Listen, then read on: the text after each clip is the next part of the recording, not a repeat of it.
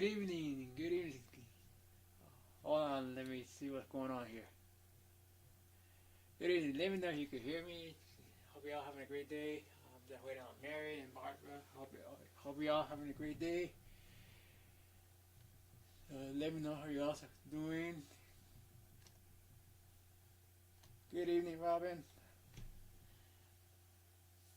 Have y'all been? Okay, here's Barbara. Hello. Hey, hey. How are you? Good evening and God bless. Yeah, good evening, everyone.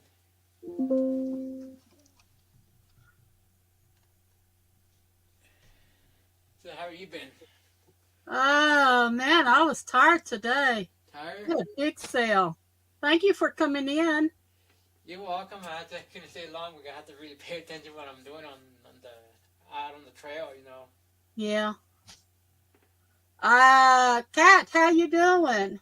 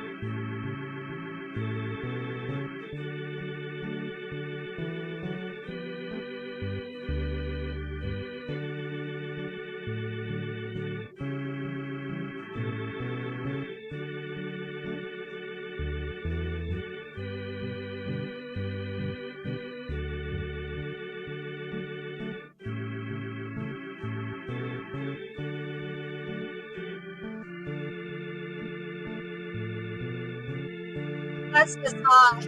Nice to see you.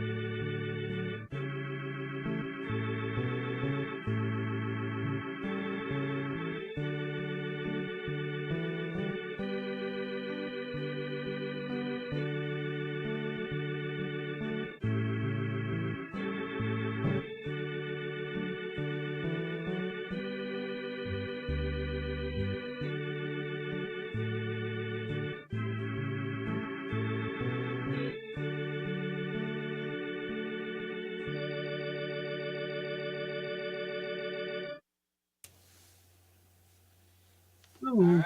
That's beautiful. Hey, Kat, listen, you know what makes you stop breathing at night? When you're laying flat, part of your esophagus droops. If you can keep your chin up and your mouth closed, I used to tie a ribbon around my mouth onto the top of my head, and it helped. But that's what keeps it, it stops the airway. Are you going to share some of those pictures with us, Alfonso? Yeah, I'll do that. I got some pictures. So I'm gonna do the first reading, then I'm gonna share some pictures. Okay. Okay, let me pull up my. Okay, the first reading comes from Exodus.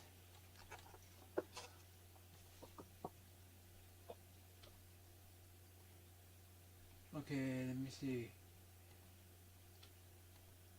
Okay.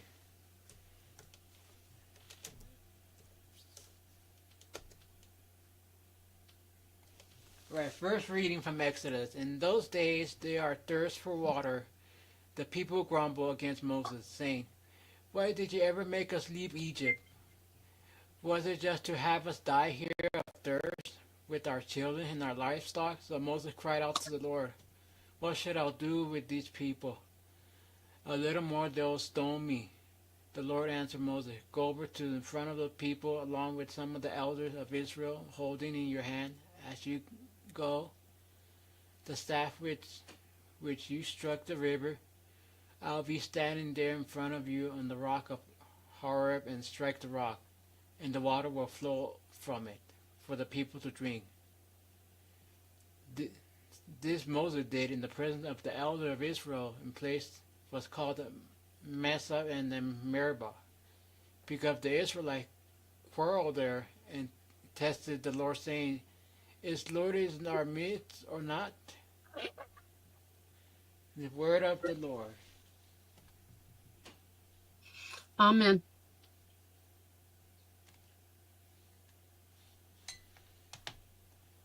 Okay, now I'm going to pull some pictures.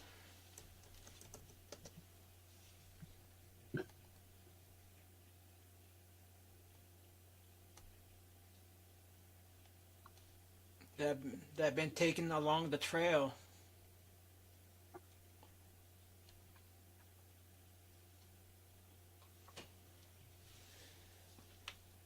So let's see, let's get full screen.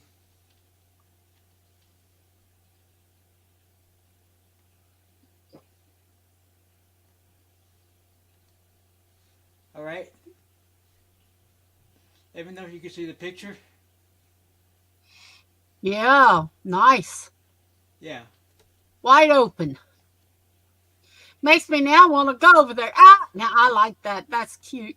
Yeah, those are my clones. Yeah. And this is what I do with my images, you know, I take pictures, you know. Yeah.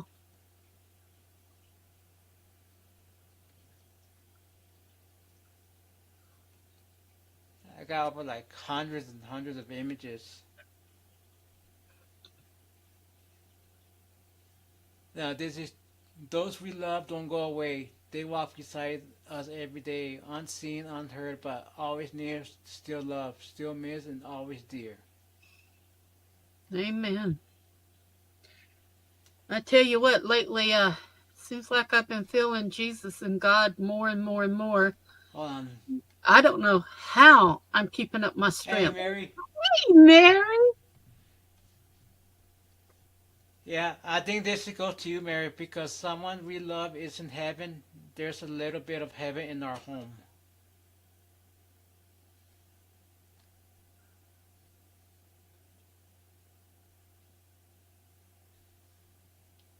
Mary, I've been praying. Okay, I've been praying for you. Thank you. She's there. It doesn't make it easy. It doesn't make it easy. I know. It doesn't make it easy to get through. Right. No, I understand. But she's there. Yeah, but you know, just be thankful that she's home with the Lord, you know, just like you know, it's hard to lose a loved one, you know. Oh, I'm very thankful. Now that's pretty. Yeah.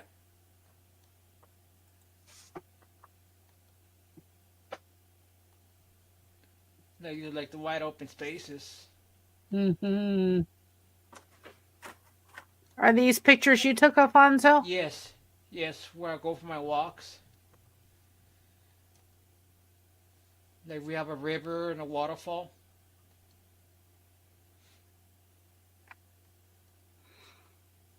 That's beautiful. there was this picture that I used in our devotion today. And it was this picture. I was going through some stuff for looking for thumbnails for something. And I found a picture of Patty with her mom. And there was this wonderful picture of this back in 2019. It was a painting. And it said, "First Day in Heaven." And it had this lady running in the arms of Jesus. And I used that in my devotion today. I said, I actually thought of my aunt just running into the arms of Jesus like that. And in our devotion, the first devotion I did for her, which was Monday, it talked about glorious heaven. And then it talked about the next, our final home. And I said, I just keep having these images of this glorious heaven coming in my head. And that has been so comforting for me, to just go, she's there. She's in that glorious heaven. So, yeah, it's great comfort. When it comes time for our family to pass away, or for us, I've lost my dad's 2 sisters, his brother. I lost my mom and dad. I lost Mama's sisters, except for one. Aunt Martha Jean's still there. This is her 5th time on hospice. And they said, it looks like she's going to come off of it again. I said, I thought you were once on hospice, you don't go again, But it's like I've seen Aunt Jean just suffer so much with cancer of the pancreas, and my grandmother with Alzheimer, my other aunt with Alzheimer, dad with his stroke, mama with being blind, and what that prednisone did to her. And then my Aunt Nola, I'd rather good Lord take me, but I'm here for a purpose, and I'm suffering to let people know that, hey, you can still love God, and you can still love Jesus Christ, and you can still accept yourself and be around good people. You don't have to turn bad. You don't have to turn angry. You don't have to just beat yourself down because of the world. It's something special. Every day I try to think of Jesus as sitting there in my imaginary gazebo, and talking to him. We can do that every day. We don't have to go to heaven for that. But when we do, then it's even better. Well, I did 2 lives. I did one Thursday, and I did one tonight, and they're part 1 and part 2, and I would encourage anybody to go look at them. I put the article I used in the link into the description, but it talked about 64 ways to meet people where they are grieving. Mm-hmm. And it was so, for me, somebody said it was really hard for you to do, and I said yes, but at the same time, it was really reassuring to go through all those 64 things, which I was surprised anybody could come up with 64 things, but I was like, what I'm feeling is perfectly normal. And I literally was able to relate to all of those emotions, every solitary one. So even though we don't like to see people in pain, we don't like to see them hurting, I'd encourage people to go listen to that live, go look at the article, and have the tools within your toolbox so that you know what to do when somebody is going through grief. Yeah. And it's a great thing. See, I was an only child. And Jean and Virginia didn't have any children. Aunt Hazel didn't have any children. And Uncle Wilson lived out of town. So he had the children. And I was 8 years younger than the grandkids and 8 years older than the great-grandkids. So I was stuck in the middle. So I was usually doing my own thing. But when it came down that they needed, I was there. That's the most important thing. Yeah. That we're there for them. Not the way we need to take care of what we're feeling. We need to do what they're feeling and help them. Exactly. And that's why that article was a lot of people found it so helpful, and it was so fresh to me to go through and I felt each one of these. So it's a really good article to look at. It's a good live to look at and hear from somebody that's just fresh out of, is still dealing with it. I miss her, and I'll forever miss her. My daughter put on a Facebook message today and said, I miss this lady so much. And I'm like, yeah, me too. That doesn't go away. We know where she is, but it doesn't make it easier to get through. And God's with us the entire time. Yeah, that's like Grammy K, Karen. She had come down for my birthday in 2023. And then for my birthday in 2024. And yes, I was sick. I was hospitalized 3 times. But the thing is, frogs, that's what they have in Rain. It's called the Frog City, capital of the world. There's a big giant size Cottonwood Park. Oh, okay. Those are nice. They're like statues that are there, Alfonso? Yeah, like concrete, molded concrete. So you have a chicken and it will travel. Yeah.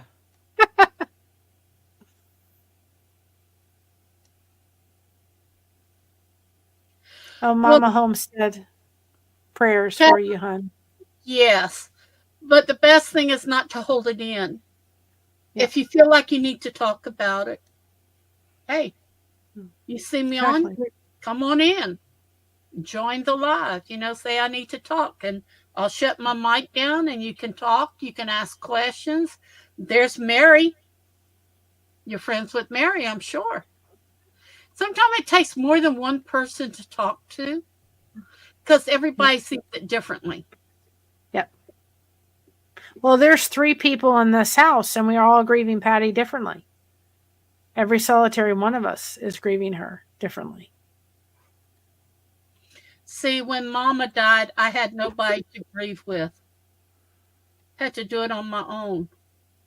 When Dad died, I had Mom, but she was dying, so it just, the bell really struck me hard. It really did. Maybe when I grieved Mama so much still in November, but November, you have to understand, Mom and Dad both died, and then it was their anniversary.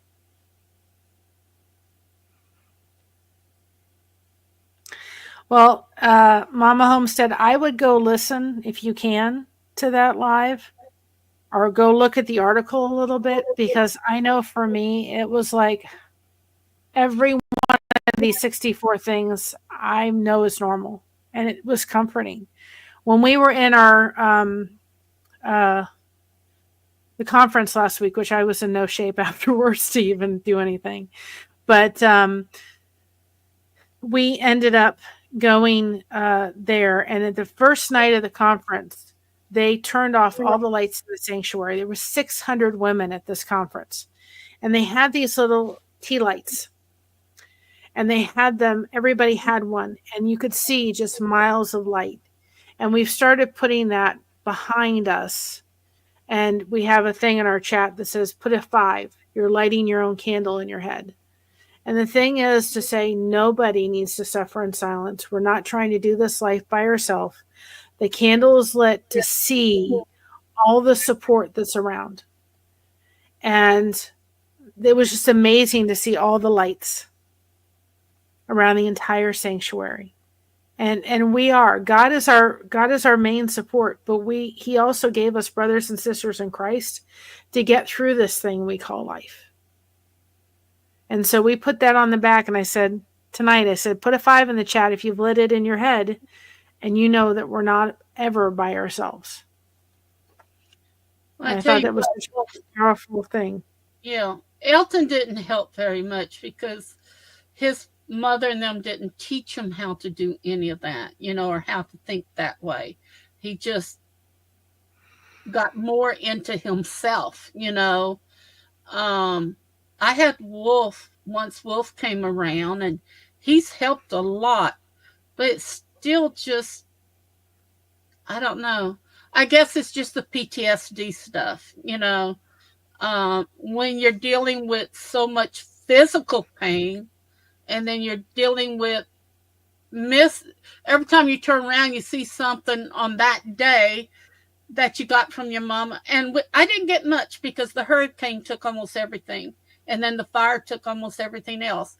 But the few little things I do have, I look at it and I see Mama using that item or dusting it on Friday and stuff. So I know Mama's still with me. She's in my heart. She's in my memory, and in my spirit. But one night, I could have swore I had talked to our minister that afternoon real late. It was about 7 o'clock, something like that.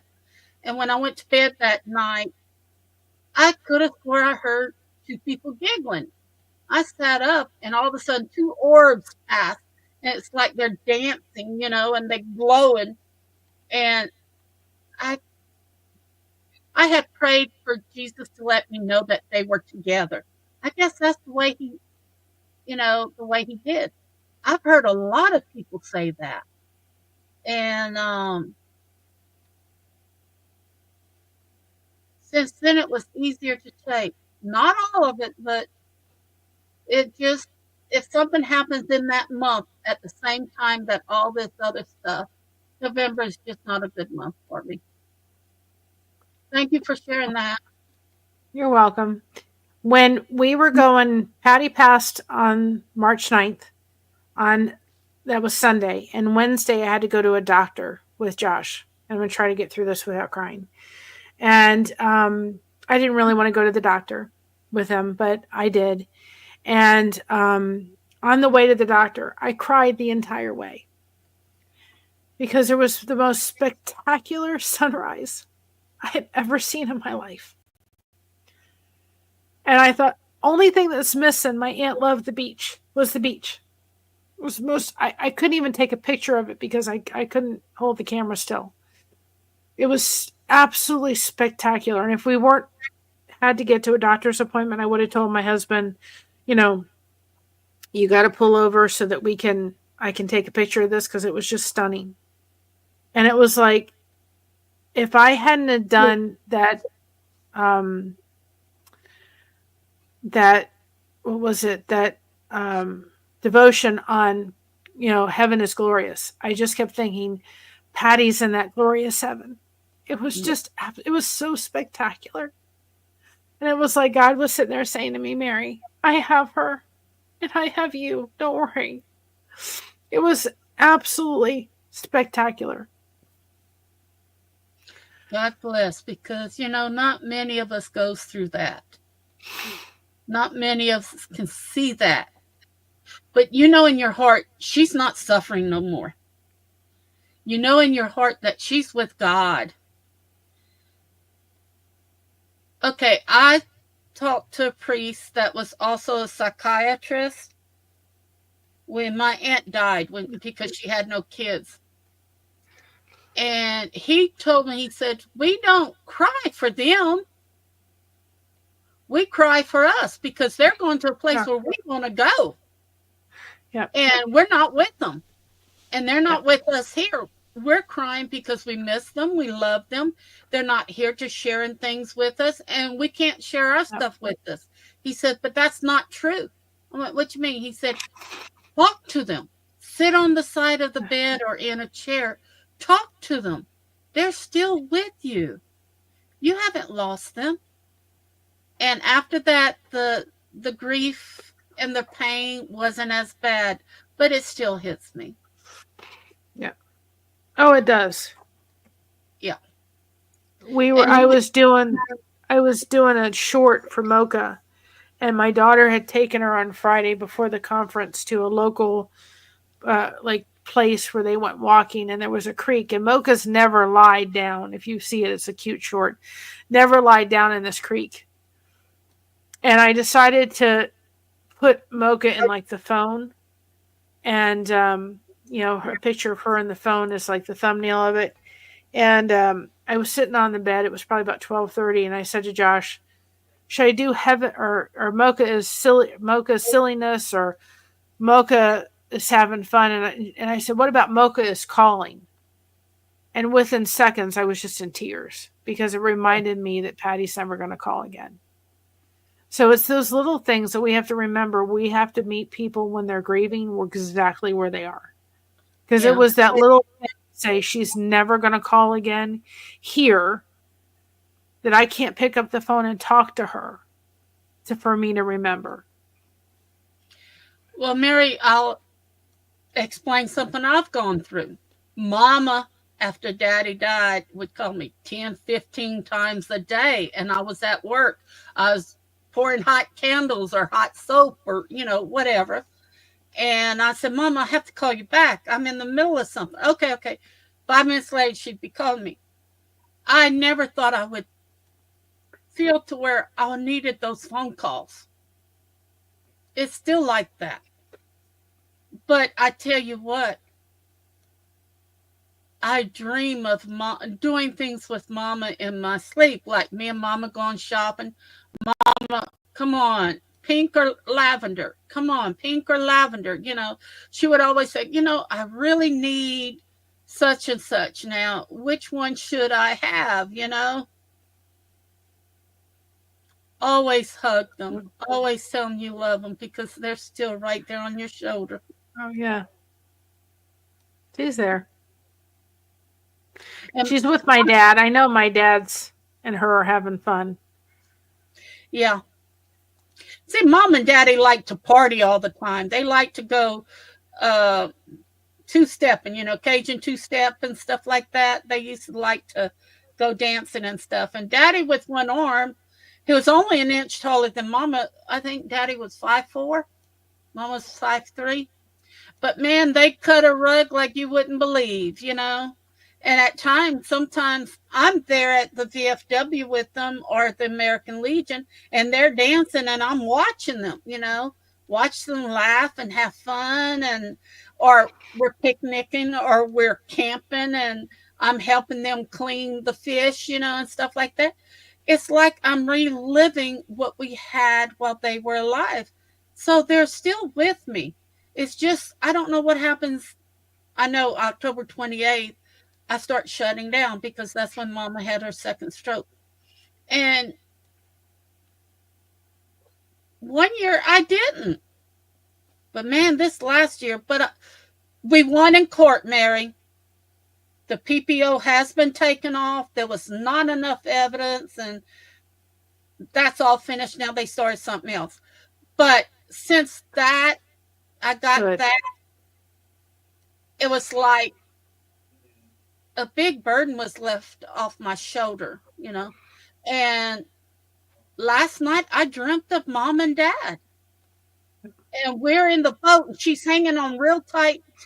And she's got a life jacket on. She can't swim, but real tight on the boat, where her hands and knuckles are white, and Daddy and I are paddling, and we're going fishing. And she was like, oh, keep your lightsaber on, keep your lightsaber, And we was catching fish and all that. And then I got a spasm in my back last night. I woke up just screaming. It hurt so bad. It took me away from that. But I think God had given me enough that I had been with them in the, I guess you would call, the spiritual world. Enough time that I needed to keep going. I think a lot of people does that. God knows what we need. Exactly. He knows exactly what we need when we need it. Mm-hmm.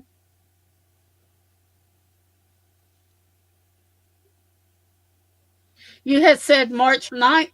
It triggered one of my PTSD memories, and I shoved it back in my head. And I had never done that before. On the 19th, which has already been here and gone, I hadn't even thought about it, but I was so busy getting ready for some shows and stuff. Had been 4 years, my first cancer surgery in my sinuses. And I hadn't even thought about it. So maybe with all this mess going on and finally over with, God works in mysterious ways, And I knew we were going to win. I knew because what they had on us, that wasn't nothing. The devotion book that we using for the devotions, the Billy Graham Peace for Each Day, I got that in August of 22. No, June of 22. I got it right before my daughter got married. We went away for the night, and I got it for her then, or for myself. And I said, well, I'll start this, afterwards. And I didn't. I put it aside, and I didn't start it. And I just thought, well, I'm going to start doing a devotion every day. And I picked that one up. And right before Patty passed, it was literally, heaven is active, heaven is joyous, heaven is glorious. I mean, literally, it was like God was giving me images of what heaven was going to be like. I knew that, but he was reminding me of that. And then it was like, I didn't get to do devotions for a couple days, and I had to put them on hold. And it just happened to be she passed on the 9th, and the next devotion was Heaven is Glorious, and our final home that I could dedicate it to her. And it was like, there's been devotions in there that talk about living with grief. I'm like, God, you knew exactly what I was going to need. The fact that I didn't crack this book open prior to this year, there was a reason why. Yeah, you weren't ready for it. I don't know if I'm ready for it now, but I'm in it. I know, we always question, but God knows. Now, when Daddy died, Mama had been reading book by Duncan somebody. So I went to the bookstore, and when Mama died, I found the book called God's Healing in Grief. Okay, and it's Ron and Kathleen Dunklin. Kathleen? Kathleen Duncan. And I think that would help. It's God's Healing in Grief. And I read it, and yeah, Billy Graham was amazing. I know for me, it's been 10 years. I lost my oldest aunt in Texas 10 years ago. It's hard. Yeah. Because I had gotten a call from my cousin, and she said that I lost her to cancer too, as well. Yeah. Well, I have a real, not a personal knowledge or anything like that, but I went to school with Billy Graham's granddaughter, not Julia, Jerusha. I went to school with her. She went to Coral Springs Christian school at the time. And then she married at one point. I think they have divorced since, but she married our youth pastor. So they had the wedding at our church. And Billy Graham's daughter and son-in-law, which were Jerusha's parents, used to come to our church. And I remember when I had my little daughter, my dad was so excited to show her off. He literally went running over to Billy Graham's son-in-law saying, "You've got to come over and see my granddaughter." So I have a little bit of a tie to Billy Graham. And I actually walked past him in Coral Springs, Florida. And my grandmother said, "That's Billy Graham. You want to say hi?" And I didn't want to bother him. And I wish I had. And then he never he didn't mind people walking up. I know, but I wish I had, but I didn't. But I did walk past him, and I knew his granddaughter. I went to school with her. And then we are also, every year, we did it last year, we got 2 shoeboxes full. So every year we come along and we get at least 2 shoeboxes from Samaritan's Purse, and we fill them. So we're hoping this year we can move to 3 boxes for the shoebox drive that we do, that Samaritan's Purse does every year. And our 2 shoeboxes went to Guatemala for the kids. May God hold you in his arms tonight. You'll be okay. Prayers for you. Yes, we'll be praying for you for sure.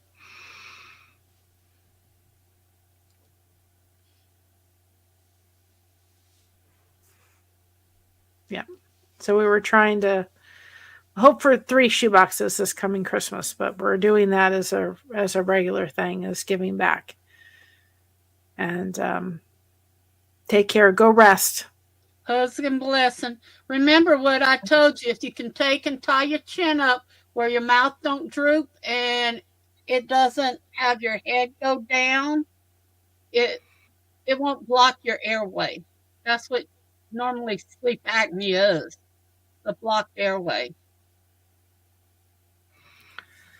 My husband has one of those fancy machines.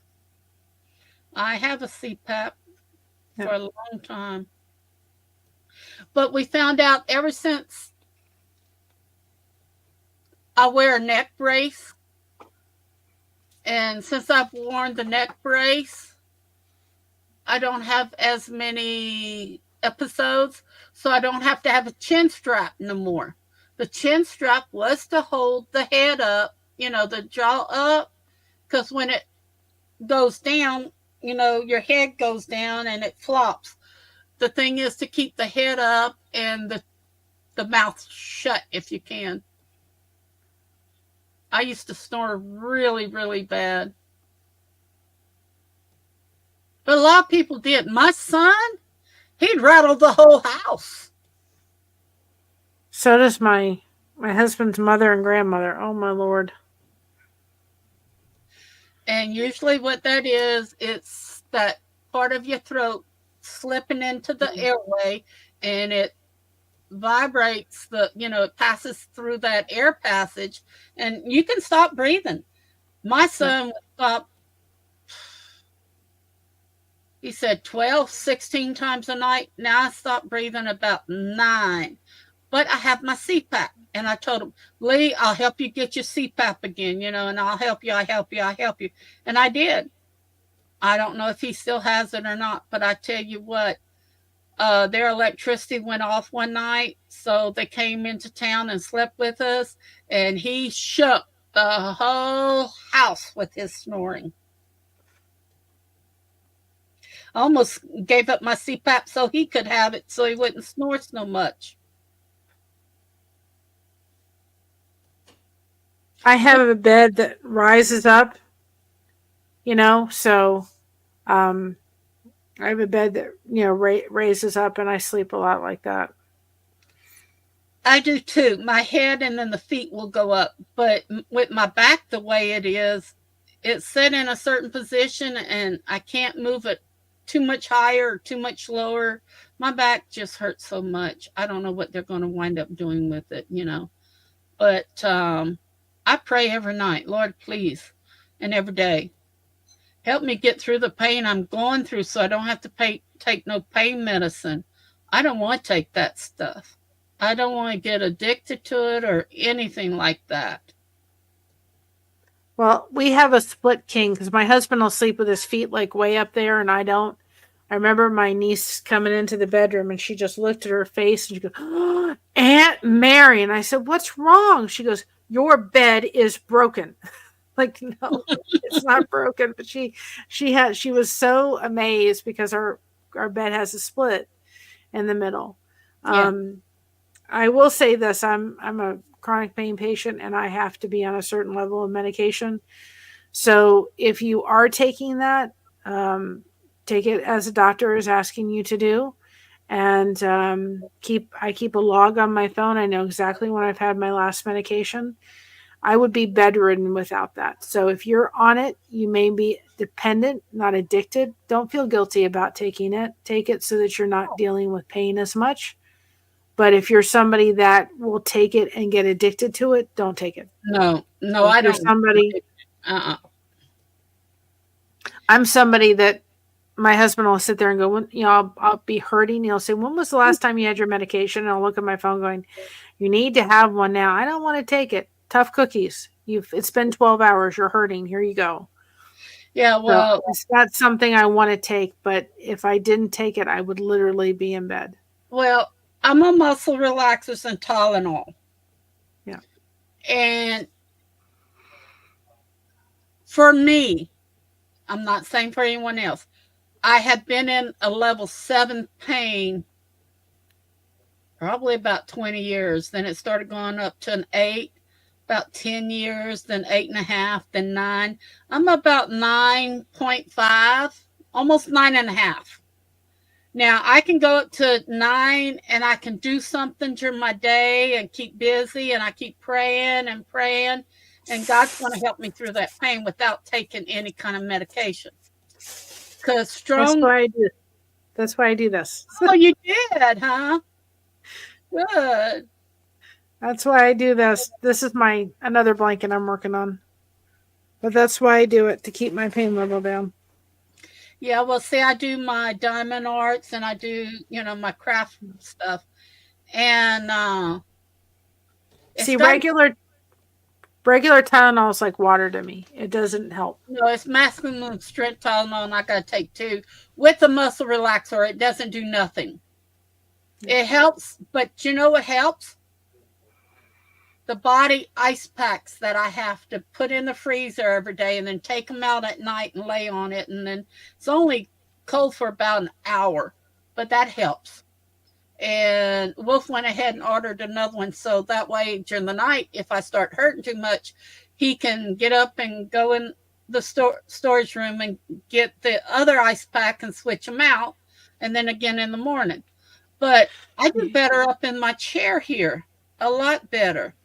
You need to find out if your doctor would give you an ice machine.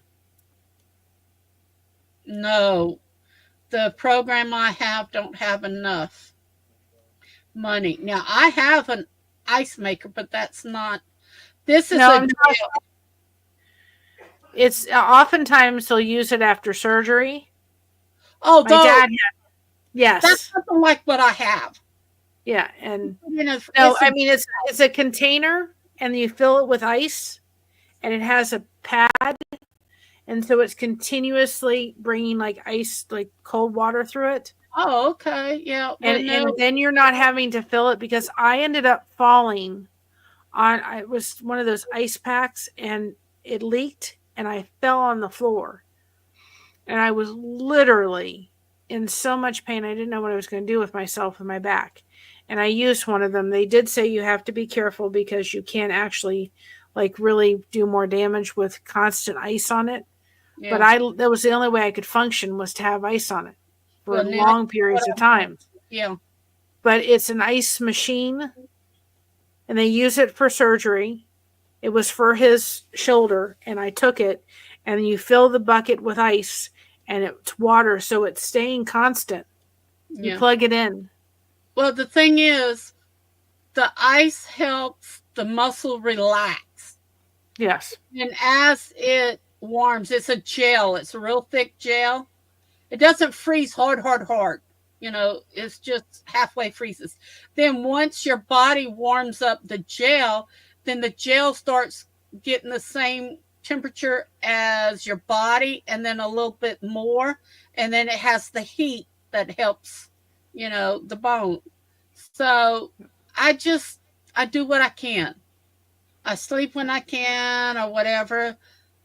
I just can't wait for them this week to tell me when they're going to do surgery. We decided we're not going to go to Colorado. That's just not for us. It's too far, 4 weeks to 6 weeks away from our animals, Right. And then we don't have nobody to watch Elton or anything like that and cut his grass and stuff. And I know my health comes first, but I always think about everybody else too. Yeah, and I then, hear you. See, Wolf sleeps on his side. He's got to sleep on a sleep number bed. Now, I tried one, but when they started letting the air out of it, everything in my body went numb. It pinched every nerve in my body. So I stayed with my bed, which is a memory foam bed, and then we've got 2 or 3 body pillows that are propped where I need, and then it does lift up and down. He has a massager on his. If I turn on the massager, oh no, no way, even at the hospital they want to put those things around my legs. If I'm cramping real bad, I'm gonna let them, but I can't sleep with that blowing up and undoing and pumping up and down. It just that's like I have my fibromyalgia. You don't want to touch me. I can't I know. stand. I know. I get it 100%. I have a sleep number bed. It's the only bed I can sleep on. I can't sleep on anything else because I sleep at about 35. And sometimes if I need to adjust it to make it softer, I can't even take the pressure of that. It is the only bed I can sleep on. But I do have something on top of it that I found. We invested in it. And I don't remember what it's called. But it is wonderful. And we put that on top of it. I have my memory foam, but we'll sleep flat. I sleep on my back. Yeah. See, can't do anything. But I have to sleep with my head up and my knees up, and stuff. Everybody has something different. Like my daddy, he would always sleep on one. He wouldn't sleep on his back. He'd sleep on one side or the other. And after his stroke, all of a sudden, he slept on his back all the time. I don't know if he couldn't roll over or what, but it was a king-size bed and Mom had it. Now, when Mom had her stroke, she couldn't sleep flat no more. They had to put her bed up and, prop her up and stuff like that. And I can't lay flat. I can lay flat for a little bit. Now, if I'm laying flat, you better put something underneath my knees. Yeah. Unfortunately, I'm a side sleeper and I have my body pillow and it goes on, but I have to, my Select Comfort, I tried it when our house was invaded by mold and they had to get rid of the Select Comfort we had. And I tried every other bed in the world and I went right back to a Select Comfort. I thought I cannot sleep on anything else but a Select Comfort. Well, Dad was going to buy us a new bed because Rick Wolf was having trouble sleeping on the bed. And he was going to buy the king size with the split. But once I lay flat and then they were trying to adjust the bed, just went from 100 to 80. From my hip down, I did not feel my legs, my feet, my shoulder, and my arms went numb. I said, get me out of this bed. Please hurry. So Dad said, well, let me buy you another one on that bed. I said, no, Dad, this is fine, And he says, I don't see how you can sleep on that. I said, I can't sleep on a sleep number. No. If people are ever going to get a sleep number, if they don't have any issues, I would just strongly suggest they give it some time. Because once you get used to it, you're never going to be able to go back. Now, I've laid on Wolf's bed a couple of times. But no, not even with it adjusted or anything. I just can't. It just hurts in the wrong places, So that's why we found these from Sam's, I think, or Walmart's, these long body pillows. So I bought one of them for my first surgery, for my kidney surgery, and I sleep on my right side on it, which was very, very soft.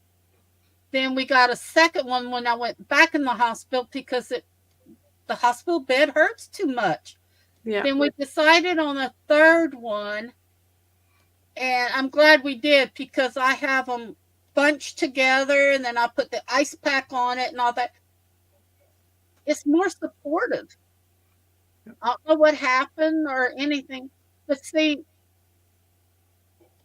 the reason we really got the pillows is where the bed folds. I'm like Princess and the Pea because the fibromyalgia, I can feel every little bump or little in the sheet or anything like that. So exactly, I know exactly what you're feeling. It's funny to hear somebody say it because nobody's ever said, no, I'm like Princess and the Pea. If there's a little piece of cotton or if the laundry dryer sheet gets caught in the sheet and it gets on the bed, I can feel it. But a pea, I don't think I could. I said, oh, I can. Most definitely I can. I was on Big Jack's story time as a panelist after his show. He has after the Iron show, and so I was on there. They were asking about fashion. Oh, and I brought up totally different point that he wasn't even used to filling up. Yeah. And I said, for me, fashion means that there's sometimes I have to wear really loose clothing, really baggy clothing. What I'm wearing today is all soft because I'm hurting today. Mm-hmm. So I said, I don't necessarily get to be in the sense where I'm wearing something and, stylish sometimes. Sometimes I have to wear soft things, loose things, because my body hurts. Clothing hurts to touch my skin. And he said, I would have never thought of that. And I said, because you're not dealing with a chronic illness. You're not dealing with fibromyalgia. But people that do totally understand what I just said. Yeah. Because I tell you what, now you know why I like the house dresses, and I get them a size larger. And they all said they're muumuus. Muumuus don't button up like this. These are house dresses, lingerie dresses is what they call them. And they started calling me Moo and all kinds of names. But you know what? One day they may have to go through this. Then they're going to say, well, now I see what Barbara was going through. But, people get mean and ugly and just, they just like to rip down people when they're in their worst part. And I've learned, hey, it's okay. Because God got me. Alfonso, did you do those snowmen? Yes. They were really cute. Yeah, aren't those cute? Yeah, I had seen where you had that hill a while ago with the fencing and stuff. This was nice. Yeah, oh, that is so cute. There was last year in April when we had the late snow. It's adorable. Yep. I never thought about doing them like that. Daddy would take and make a big old snowball. Hey, I got my snowball in the freezer somewhere if Wolf didn't throw it away. And then this is a snow chicken for about an hour. Then we'd roll it in the snow, and then again, and make it bigger and bigger for the head or the stomach or whatever. And that's why I had learned to make snowmen. But these are so cute. Yeah, this is supposed to be a snow chicken, but it didn't come out what I expected. It's still cute. Where's the thing on the head? It fell off, Mm. Like that time we had like 5 feet of snow. Was that a snow bear? What? Yeah. Snow bear. It's supposed to be a snowman, but it looked like a snow chef. Exactly. That's what I was picturing in my head. Like a gingerbread man to me. Yeah.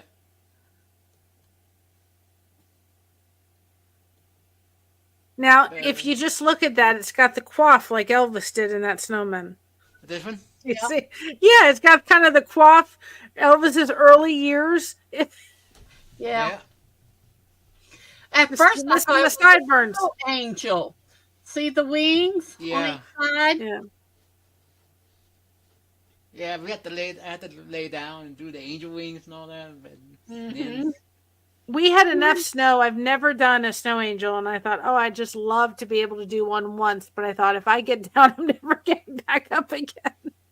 I want to go out and do a snowman. You know what would have happened to me? Yeah. I think my day when that is gone.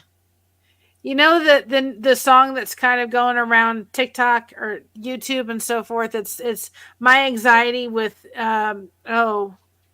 it was in Fresh Prince of Bel-Air with Will Smith and they were doing that dance, and I thought, I can't do this dance, so I made a cute thing with Mocha looking at me. But that's about as much as you're getting. Yeah. It had 402 likes, so I was like, that's great. And that's about all. I used to do a lot of those line dances and all that, Cotton Eye Joe. Like the square dancing and all that? Yeah. Yep. Does anyone remember that's pretty. When we used to go to school, like PE, they teach square dancing in PE? Does anyone remember that growing up? They didn't do that. We did in the 9th grade. I did in the 7th grade in middle school, square dancing, and I really enjoyed it.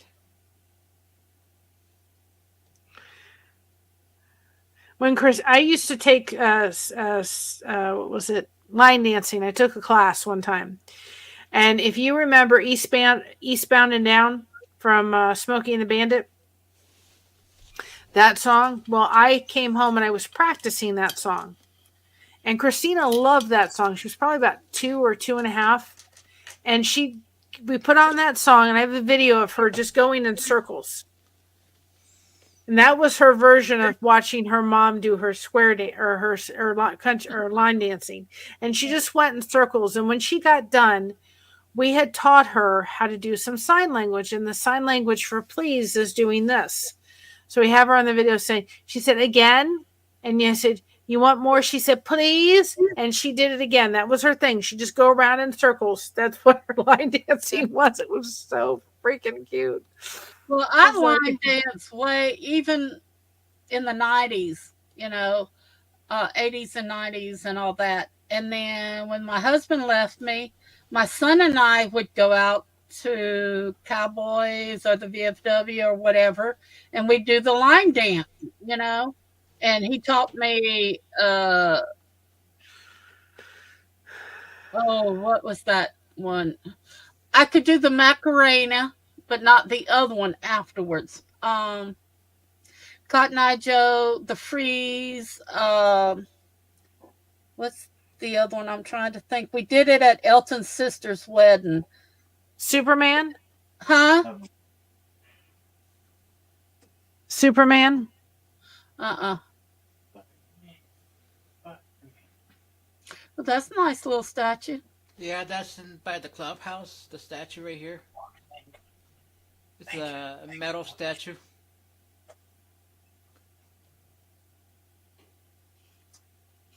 See, now here in Lake Charles, before the hurricane and all that, before Rita and Laura and all that, every business just about had a 4 or 5 foot standing up gator. And each one was done differently.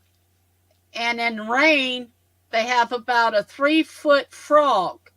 And each is done different. They're concrete, Azaleas. Azaleas. That's how my aunt used to call them. I said, no, they're azaleas.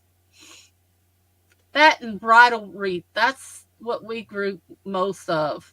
There you go. You gotta always put that nature in it, Yeah.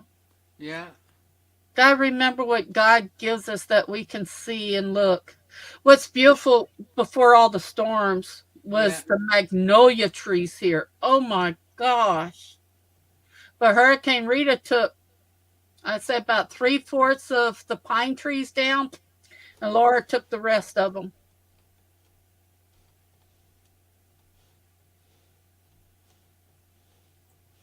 Yeah, you incorporate all your little pictures in them. Yeah. That just make it look like a small country road, even though that's like a trail. Like, do the 360. Right on. Well, God gave you a good gift there, Alfonso. You need to keep using it. Yeah. Yep. I just can't really do pictures no more because, like I said, I recently got in trouble for safety reason. Where the HOA came to us. But there were some safety complaints a long while back. Like I'm talking about 6 months, 6 to 8 months ago, where there were complaints where almost got hit by cars. And I said, how?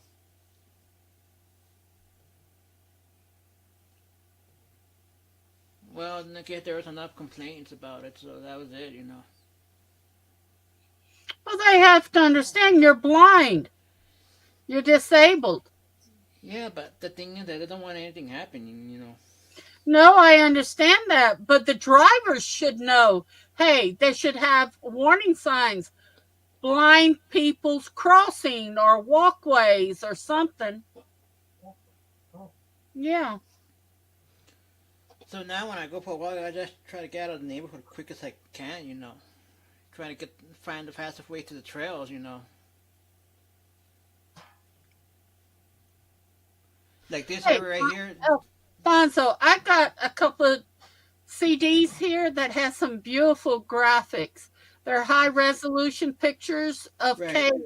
If I send them to you, you think you may be able to do something with them for you? Maybe, yeah. They're beautiful pictures. Right. I'll look. Let me see. They're right here. I'm going to put them up here for tomorrow so I can look through them and see what's what. Okay. Actually, easiest way to do is just copy those files and send it to me via email because I'm having. Well, I can put the pictures on my. Like upload the pictures on a Google my Google computer, Drive. and then I can put them in a Google Drive. Yeah. Yeah. It's easier that way because lately when you send CDs, stuff like that in the mail, they're more likely to get damaged.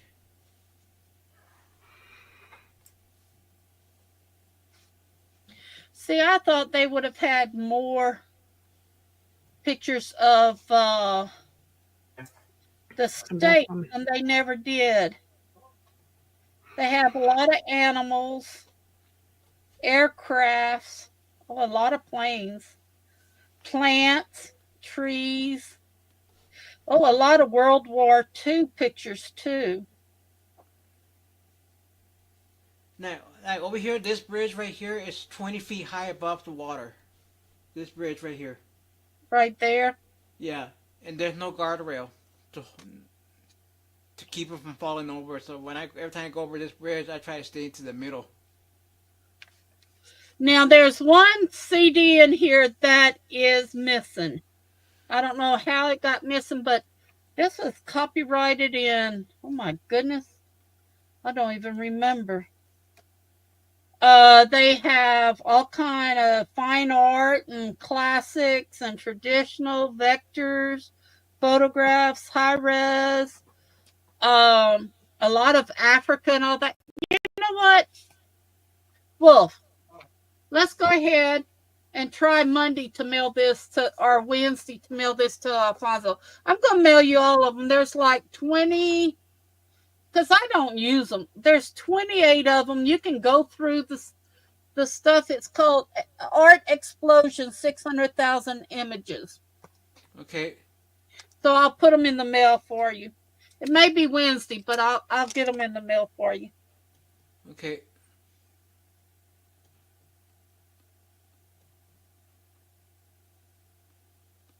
That's the same tree that was white, huh? This one? Yeah, that's like early spring last year. Oh, okay. Which reminds me, I've got to get your cupcake out. I know you can understand why it's delayed. Yeah. With everything going on. Yeah, I understand that you have a lot going on, and I'm sorry to hear that you've been going through all this. You know, like I say, you know, it's not easy losing a loved one. You know. But if we don't realize that we need to get through it with being there for each other and being connected, that's what makes a difference. Right. Because even in the mix of all this, I've had people just be there for me. Right. And that's the difference. Sometimes all you need to do is pick up the phone. I had a call from my cousin, and she hung up before I said hello. I went, do I need to call her? Do I not need to call her? And I said, I'm calling her. And my cousin, her brother, and his son, they both have cancer. They're both dying of cancer. He's had both legs taken off, Wilford has. And he's in home hospice, and he's been there for 6 months now. And he said, I don't care what, I am going to smoke, and I'm going to have my beer. That's how I'm dying. That's how I'm dying. And his son, Kevin, keeps saying, Dad, come on. I've had to stop. You need to stop. He said, hey, I'm your father. I've lived a long, hard life in those rice fields. He said, I deserve this. So I told Dee, I said, just do whatever you need to do, you know, let him be. Well, my aunt smoked until a couple days before she passed. Yeah. It was one thing she just could not break. Well, when Daddy had his stroke that Christmas Eve in 87, him and Mama was smoking almost 5 packs a day. Both of them stopped cold turkey and never smoked again. My husband stopped cold turkey back in 2010. My uncle did too, but then he started chewing, so that was just as bad, and the cancer got his lungs. The other uncle, we don't know what killed him. He stopped cold turkey, and almost instantly he gained 30 to 35 pounds.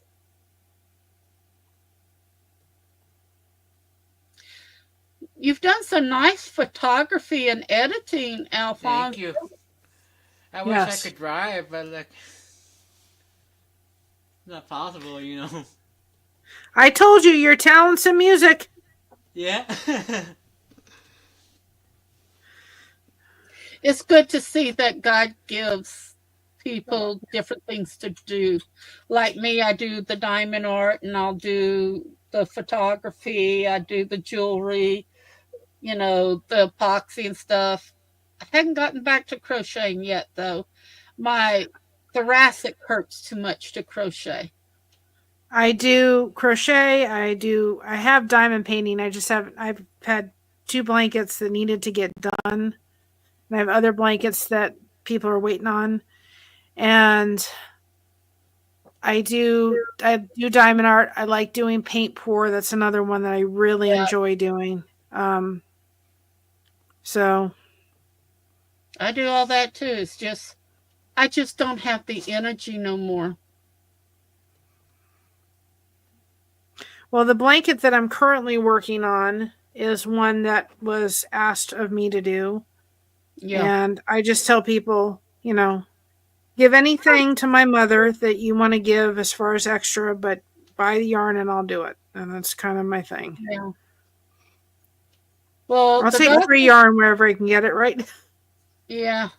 The doctor told me now, after I have my kidney surgery and I heal, if it's God's will, I should have a little bit more energy to do some things, because he said when your body has a lot of cancer in it, it does slow you down a lot, because my right kidney's in failure, but I have 100% of the left kidney. You know, he said, it's like people said, oh, you can't live without a spleen. Yes, you can. Daddy lived without a spleen for over 40 years, you know. It's just, it's what God gives you to work with. Yeah. My uncle lived without a spleen for years too. Yeah. Mine is almost double the size right now because of the cancer and stuff. And I'm starting to hurt on that side because it is pulling, you know. But the thing is, just pray. I have to pray, and I keep Mama used to love the song How Great Thou Art and Amazing Grace. So at night I keep that humming in my mind, you know, and just trying to remember that she made it through. It took her a lot to make it through what she went through after Daddy.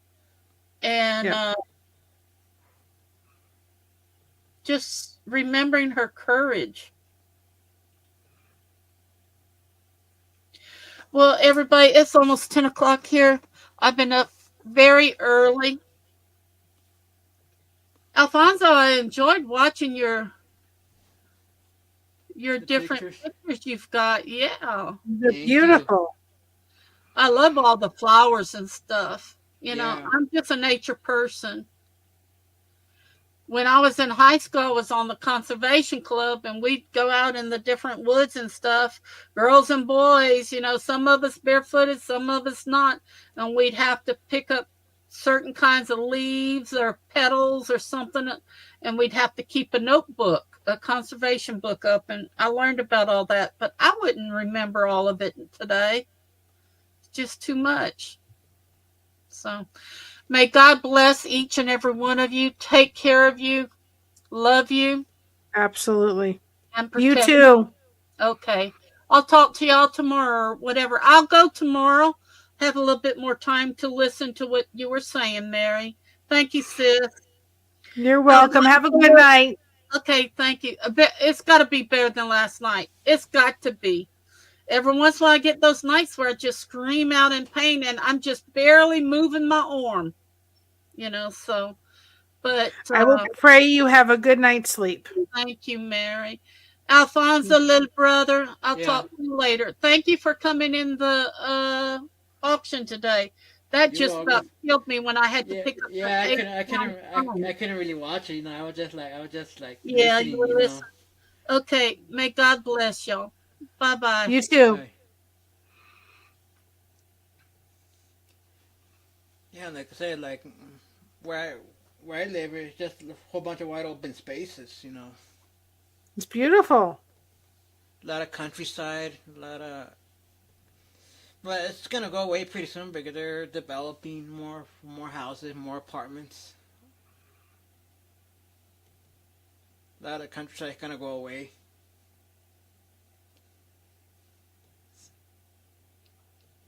So I'm kind of sad about that, you know. Well, of course. That's beautiful. Yeah. Now this is the bridge right here. Where the 360 right here.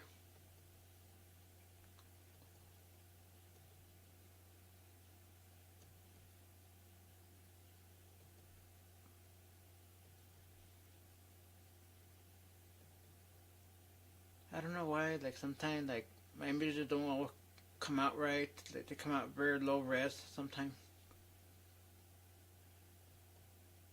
When I zoom in. But that It's cute. yeah. You didn't try to drive it, did you? No, I just got the picture. Yeah, I'm kidding with you. You know that, right? Yeah, like I bet we've all been in trouble for that, you know. Yep. The guy would have gotten fired if he were to let me operate it, you know.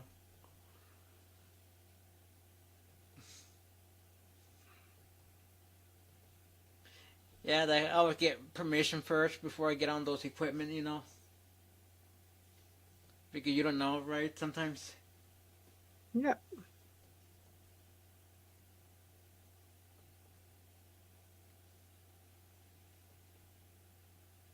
There you go. I see. There's a picture of you driving. Yeah. They were just like photoshopped. I know they are. I know. Yeah. Yep, Having a little bit of a laugh. Trying to have a little bit of a Yep. laugh, right? And that's where I got busted.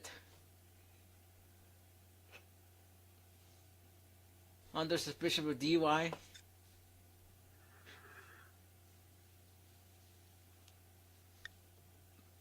Got my car impounded. Never got it back. Well, it's probably a good thing. Yeah. Because if you think they're upset from you just walking, I can't imagine what the community would think of you driving. Yeah. The community. They would really be up on arms with that one. Probably get kicked out, you know. Nobody was hurt in the taking of these pictures, just so anybody knows. Right. Yeah, my friend told me that that walkway. She told me if we were to really still have cows here, it would probably stink up the whole neighborhood. Probably. Yeah. If you had farm creatures around there. Yeah. I would see that. I did a 360. Yep. And these are that.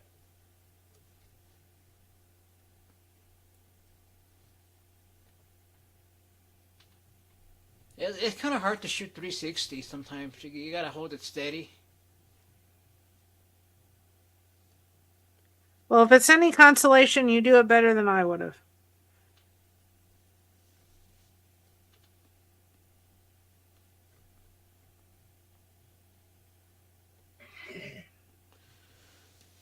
Yeah, there's a whole lot of scenery, you know, like right now there's one trail by Antelope that it's under construction. It got torn apart already. They closed it down. Like what they're doing, they're widening the river.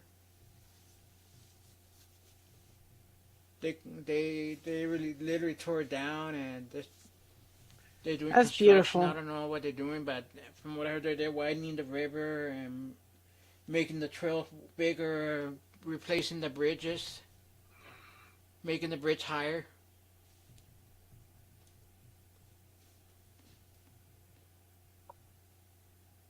So I don't know, like it's been closed since August of last year.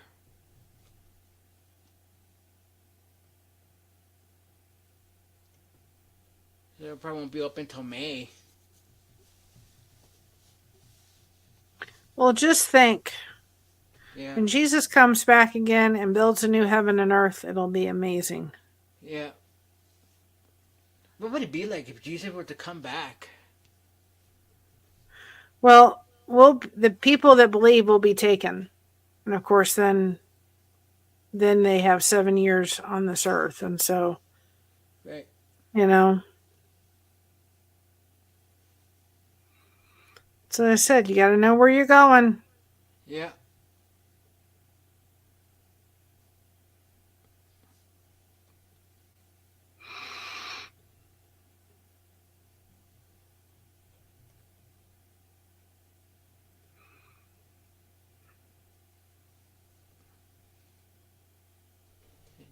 Yeah, there's sort of my miniature horses I have, my little tiny horses that I took them out on the trail.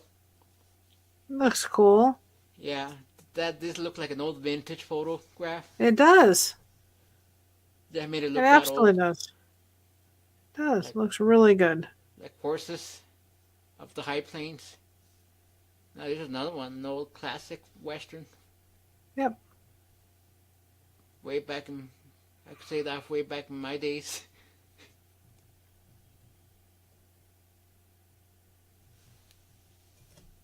I guess I could say that I've been around since during the covered wagon days. You're an old soul. There's nothing wrong with that. Right. It's like around the fall, you know. They put up these inflatables. You heard like grain bins? That's so cool. Yeah. Made out of those cans, like from the coffee grains.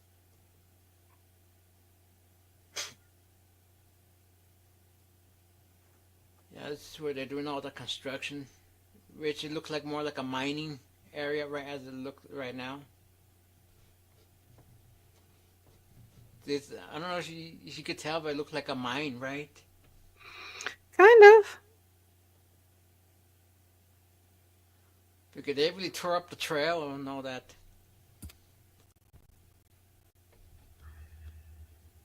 It's the temporary bridge. Looks like a nice bridge. Yeah, but it's I guess temporary. Yeah. I guess the new one's going to be better. Yeah, temporary. It's be a lot taller.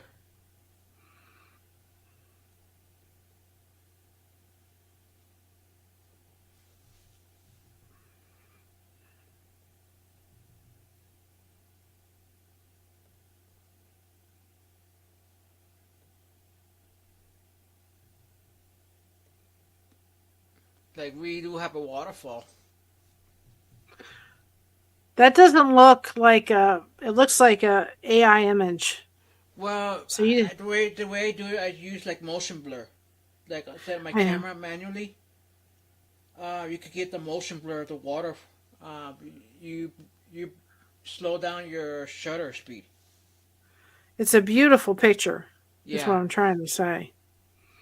I'm not saying it does, but just the way you took it, it's beautiful. Oh yeah. Like you gotta use like a neutral density filter. Yep. And to compensate the exposure to bring it down, then you bring the exposure up, and then you bring the shutter speed down. Kind of like these 30 seconds shutter, just to get the motion blur. It's really cool, Alfonso.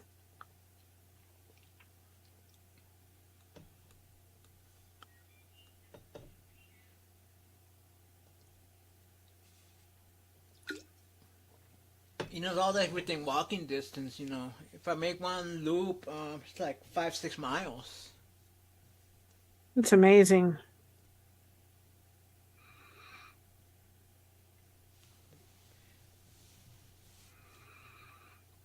Now, if I do the whole trail all the way, the whole round trip, maybe I'm looking at 8 miles.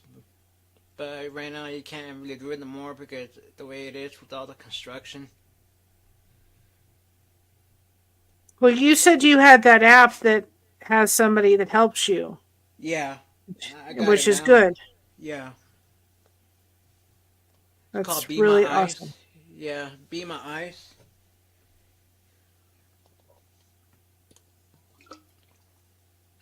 It gives you a description, where you're looking at and all that too. Would you ever, I don't know if you can have it or whatever, or be able to do it, but I wonder if you ever thought about getting a service dog. I rethought about it at one point. I decided not to because it's too much of a hassle. The way it is with too much discrimination and stuff like that. Shouldn't be.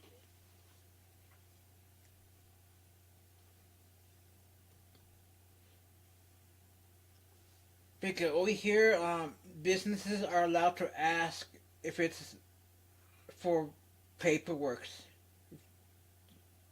They're allowed to ask for proof of service animal.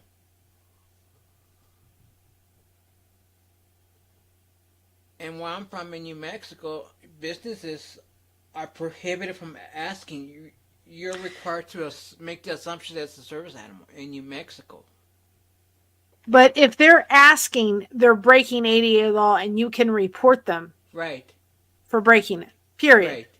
Right. So, you know, if God opens the door for you to have a service dog, Alfonso, down the road, then, you know, if it's something that you would consider doing, it would be helping with your safety.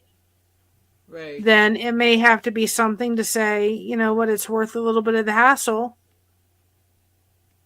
to have the safety of the dog. Right.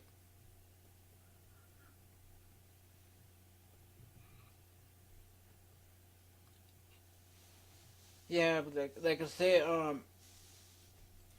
because like if they're asking that question, they're breaking it. Right. But each state's different, you know. No. You know, it's federal, you know, but each state does their own thing, you know. No. Each state falls underneath federal. Right. So they may think they're doing their own thing. Right. But they have to follow federal law when it comes to ADA law, when it comes to service animals. Right. Like the doctor, when they tried to separate Christina and her dog, I could have gone and reported that doctor's office to ADA law because they were breaking it. Right. So, you know, if you went someplace and they were asking you for paperwork and that's against ADA law, and realize too, if you were being trained by somebody, they're going to teach you how to handle those situations. Right. So don't close the idea down if God opens the door for it. Right. Because they will show you how to handle them in an appropriate fashion. Right. And you will know how to handle them.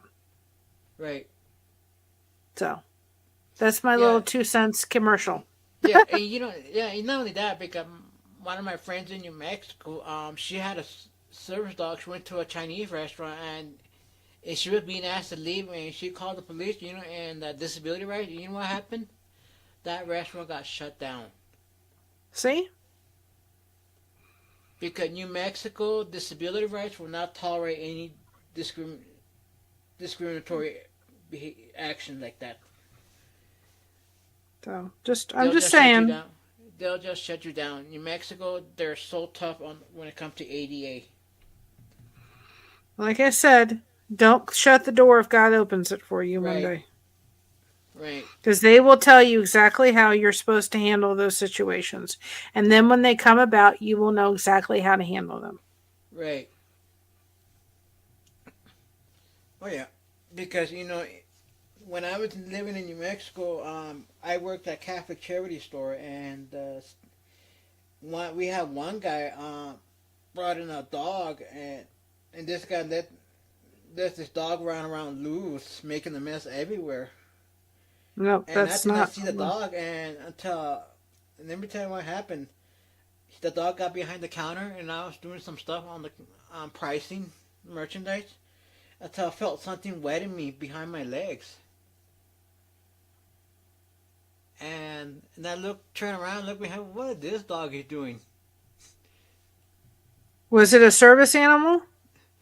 It didn't appear, but I had to make. But New Mexico law required us to make the assumption there was a service animal. It may be an assumption, but if they're causing havoc, they're not controlled, they're not under leash, and they're making a mess, they can be asked to leave, even if they're a service animal, and that's ADA law. See, you got a girl here that knows a little bit about that. I wonder why. I had to go through it all.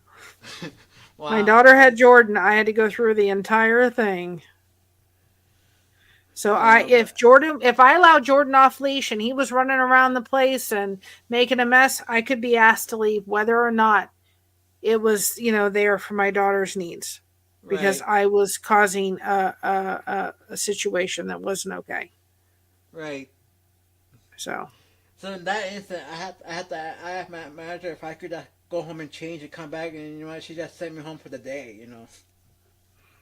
She was upset. Well, I would be too. My manager was very upset.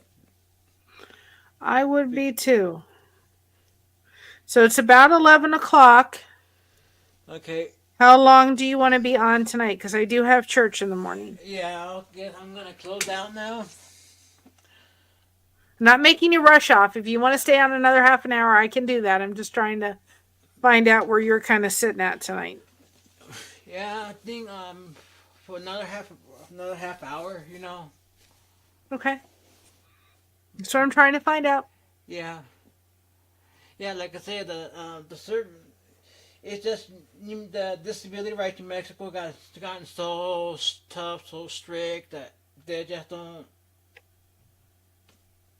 tolerate it, So that's why New Mexico made a law where businesses are required to make the assumption it's a service animal. Well, you are, but there's still protection for the business if the dog's causing havoc. They can still ask the dog to leave. Because from what I heard, that they took that protection away from the businesses. No, it's an ADA law. Go to the ADA website on service dogs. Right. It's right there. Okay. Nope. So it works both they have ways, to protect. They have to protect, because there's some people that will bring in service animals that will act ridiculous. Right. Well, I could tell you, I've seen it all happen, especially here where I work at now. People bring dogs all the time. We've seen incidents where dogs run around loose in the store, making a mess, and we had to clean it up. That's not okay. That's up to the business to deal with that appropriately. Right. And here we have to ask them to leave. Yeah. But if a service dog came in and was causing a mess and a havoc, they can be asked to leave. Okay. Service dog status is put aside and they can be asked to leave. Okay.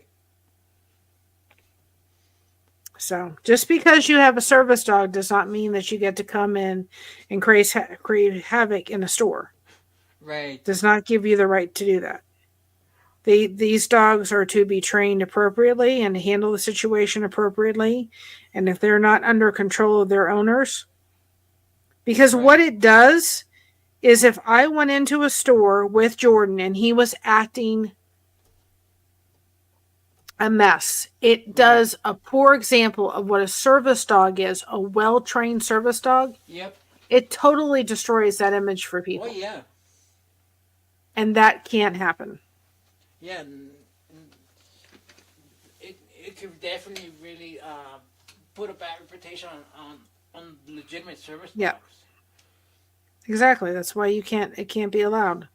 You know, the National Federation for Blind, they're trying to pass a resolution where it prohibits airline asking if it's a service dog. So they're trying to pass a resolution where airline had to make the assumption that it's a service animal. Well, like when we went into the driver's license place with Jordan, right? The federal employee, this is a federal employee. I was sitting there, you got to be kidding me. And she said to me, "That's a service animal?" And I said, "Yes." She said, "Expect my manager to come by and ask you for paperwork." And I said, "Well, then I guess I'm going to be calling the authorities if he does that, because I don't have to produce any paperwork." "Oh, yes, you do." And I said, again, ADA law does not require me to produce any paperwork. There are 2 questions you can ask me. That wasn't one of them. Right. And if your manager comes around asking us to leave, if we do not show him paperwork, I will be calling the authorities. She goes, "Well, I'm just telling you what it needs to be done or said or what have you." This was down in Florida. And I'm thinking, you're a federal employee. You should know the law. Right. Because you're breaking it right now. The manager never came around and asked me whether it was a service animal. But I was just sitting there going, "Excuse me?" You know what I mean? And if she had asked, if the manager had come by and said, "I want some paperwork," I would have said, "I am leaving. I'm calling the authorities. They can come and explain to you exactly the fact that I don't have to show that." Right. You're allowed to ask 2 questions. And if you violate each one of them, I'm calling ADA. Right. I don't know what they call it in your state, but I know in New Mexico they call it disability rights. The agency that handles ADA complaints, disability rights in New Mexico. And then I know Colorado, we have it's the Colorado Cross Disability Coalition. No, but I just call ADA itself. There's a number for them. You just call them directly. Yeah. And you can file a complaint. That simple. Yeah, Florida, from what I heard from the National Federation for the Blind, that Florida's getting pretty bad when it comes to ADA. You know, in fact, the National Federation for the Blind is asking, are encouraging blind folk to move out of Florida. Because there have been instances, cases where blind people are getting arrested and charged with the possession of a weapon for having a white cane.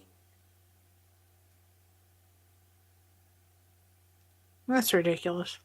Which means there's a case that went viral all over YouTube, social media, about James Hart, a 60-year-old veteran. He got charged. He got arrested and charged of possession of a weapon for having a white cane. That's ridiculous.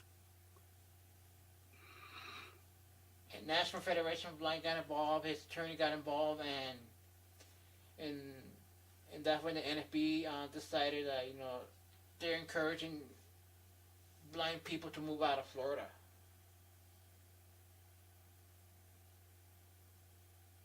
Because which means the NFB will provide assistance for those who wish to get out.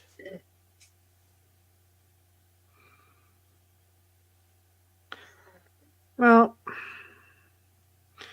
people need to understand the disabilities laws and all those kind of things a little bit better. That's why I encourage people when they come over to our channel, and I'm talking about autism, come and listen so you're familiar with all of this.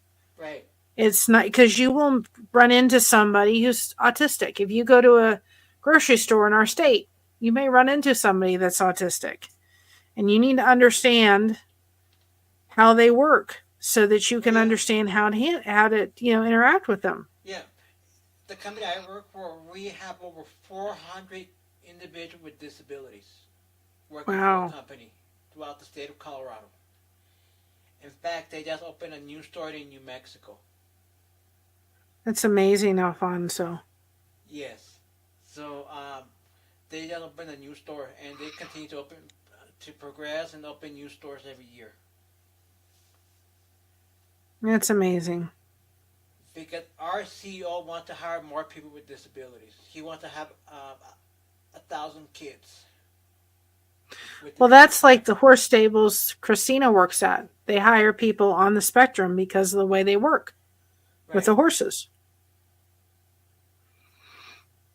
Yeah. And our CEO wants to have 1,000 kids. That's awesome. Is it possible? Maybe. Yep.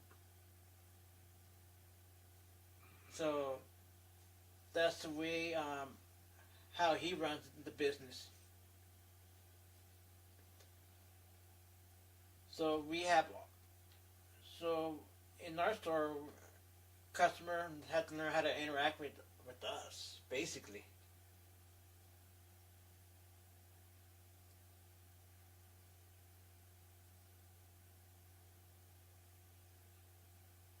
Believe it or not, I'm counting and talking. Yeah. Can I multitask? Yeah. I'm up to 80 and I'm talking and counting and listening. Yeah, so that's how our company rolls. Like they hire, like most of the time we have customers come in. Once in the blue moon we get one or two customers that don't like working with us. Yeah.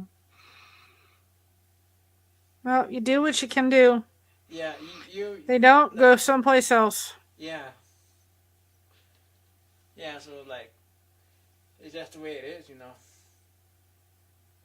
But like we dealing with a whole bunch of donation that comes in. We dealing with books, toys, everything that comes into our store. I think that's awesome, though. Yeah, you just never know what comes in the thrift stores. But people donate. No. My aunt loved thrift stores. Thrift stores? Garage sales and thrift stores. If there was a garage sale, we were going. When she was here, we never made it to the thrift store, but she wanted to. It's like, okay. Yeah, you know what the problem that we have here? You'd be surprised people steal from our thrift stores here. That's not nice. High rate of shoplifters here. That is not nice. Like, you'd be surprised. People steal. Can't pay for it, don't buy it. Yeah, that's something. They'll steal clothing. They'll steal CDs, DVDs, records. That's so sad. Yeah, toys that could get stolen too, especially the Legos.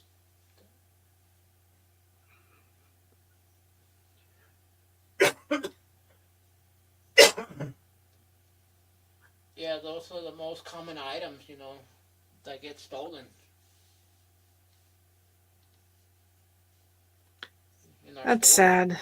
Yeah, like I haven't like when I first started working there 5 years ago.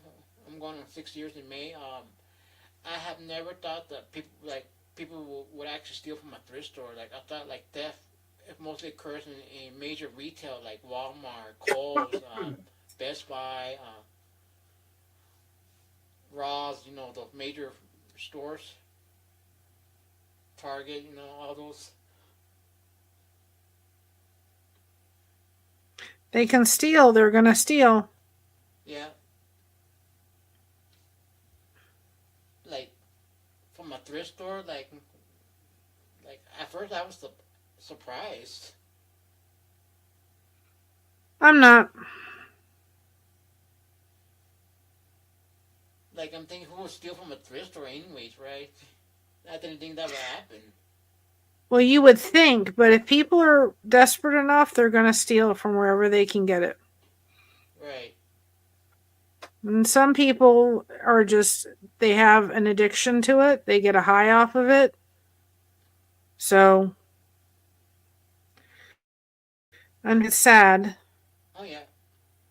But if they can, it's this thing about getting away with it. And get away with it. I got it. It didn't matter where. It's free.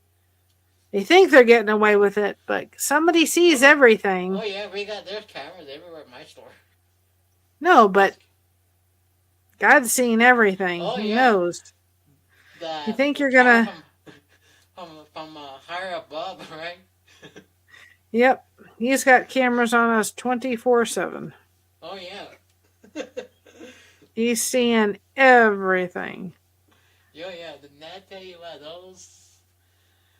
You know, my friend, one of my friends in New Mexico who ran a Christian bookstore and inside the restaurant, she had a problem with theft, and I made a sign that says, "Attention shoplifter, smile to the heavens, to the digital surveillance camera from the heavens above. Stealing is a sin." Well, it is. It's in the Bible that you shouldn't be doing that. And as soon as I made that, the shoplifting brought the shoplifting to a stop. I was working in Claire's at the time, and there were these two girls, and I was watching them very carefully. Yeah. And I saw the one girl put something in her bag and decide to walk out of the store. And I got them, and I said, "Girls, I need you to come back in here." And they did. And I opened their bag. They had stolen stuff from us. They had gone to other stores within the place. And we called, of course, the other stores in the mall to come get their stuff. And they said, "We've been watching these girls on camera." And the one girl, because it was the only one girl I saw do it, so I couldn't hold the other girl. Right. Then the other girl came back. And I just looked at the two girls. The one girl was crying. And I said to them in the thing before the cops came, I said, "This is your friend, right?" She goes, "Yes." I said, "Quite a friend. She was willing to keep you on the hook for the entire thing. You may want to question who your friends are." Right. And so the police came and got them. They put them in handcuffs. And when they would come and get the young people that would shoplift from these stores, they would take them and literally put them through the food court. Yeah, they could have walked them right outside. They literally took them around and paraded them a little bit in the food court like, "Yep, we're going to put you, if there was friends there of theirs or what have you, we're going to make a little example before we leave in the cop car sitting outside the mall." Oh, my God. But anyway, I was like, I just looked at those two girls and I said, "This your friend here?" She goes, "Yeah." I said, "You might want to reconsider your friends," because she was going to keep you holding the bag for everything. Wow. Yeah. Oh my gosh. Well, that tell you it's not worth getting caught stealing, you know. Nope, it's not worth getting caught stealing, and you may question who your friends are. Right. I've only done this blanket. This is the second time I've done the same blanket, because I made it for the person that wanted it. Right. They gave it to their grandson, and then somebody at the party wanted one. Can you make, and said to this gentleman that I'm making them for, "Can she make me exactly the same one, but it says Home Sweet Home?" So I'm making the same pattern. I'm just changing the words. This is the second time I've made it. She wanted the same colors, the same size, because apparently she's taken the other blanket that I made for the little girl and confiscated it. So I got done with one yesterday. It was a huge one. Right. I got done with that one. It has a Bible verse on it. He loved us. We love first because he loved us. That right. verse. Yeah. So I just got done with that one. Purple and black was the colors of that one. Yep. And I've got a horse one. I've got two other in there that need to get done. So, a lot of blankets. Right. Well, I'm going to close out now. I'm going to close out with one day at a time. There's a song I need to send you, And it was one I have never heard before. I'll send it on a YouTube video. And it was Lead Me Home. And it was done by a gentleman. You may want to look at that channel. I'll send you the channel. It's called Creating Change and so forth. And he was on there and he was talking about this song. And I had never heard. It's a beautiful, beautiful song. And it's called Lead Me Home. Gently, Father. No, it's by James Johnston. I think no. I'll have to send it to you. Like Jimmy Davis? Oh, yes. He leads me home, on the mountaintop? Yeah. That one. I had never heard it before. I have it on the record. It is a beautiful, beautiful song. He leads me home, Yep. Yeah. It's a beautiful, beautiful song. I'm so... I never heard it before then. Let me see if I can play it again.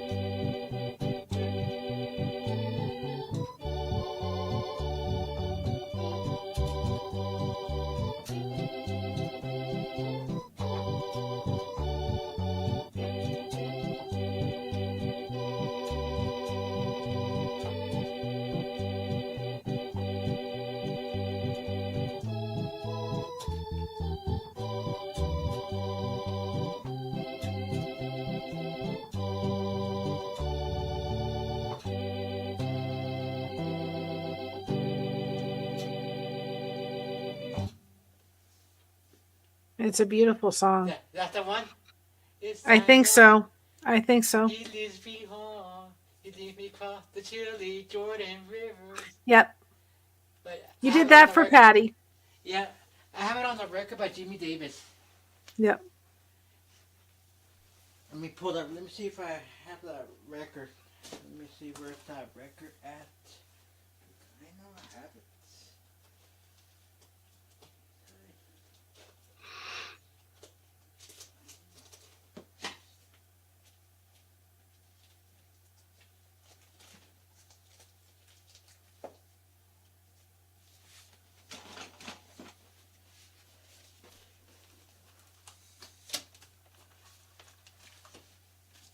Okay, this is what I got.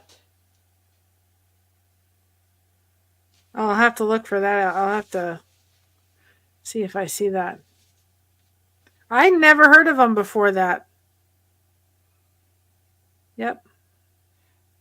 If Lord will lead me home. That's the one, right? I think so. Yes, I know the Lord will lead me home.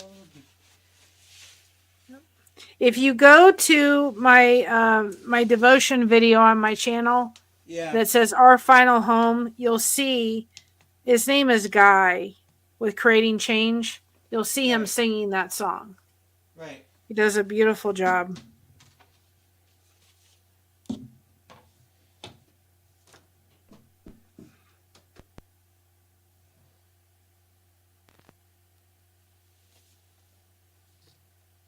I'm gonna finish that one.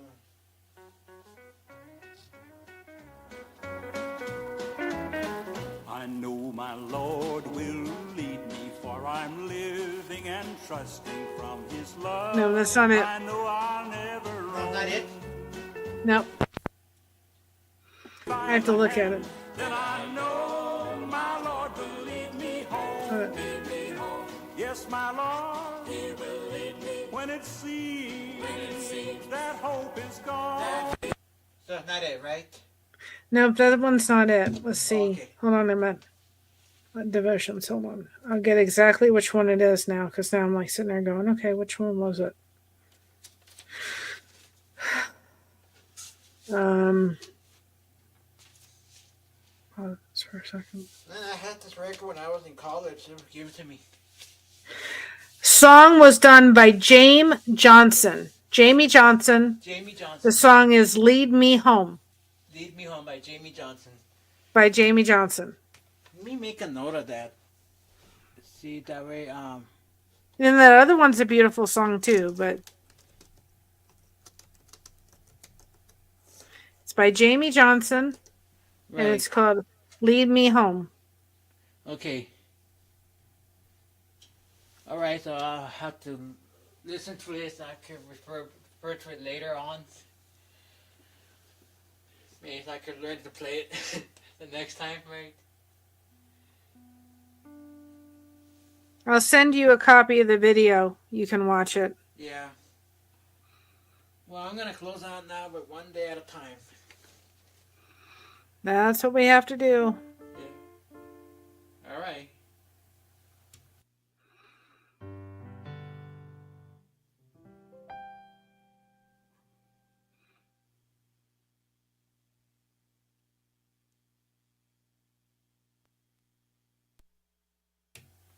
Oops. I actually turned off the transmitter.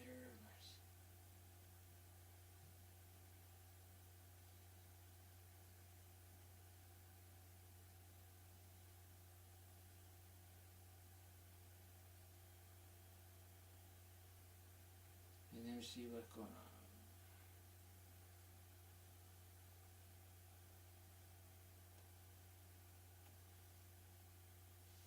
Okay, let me see. Okay.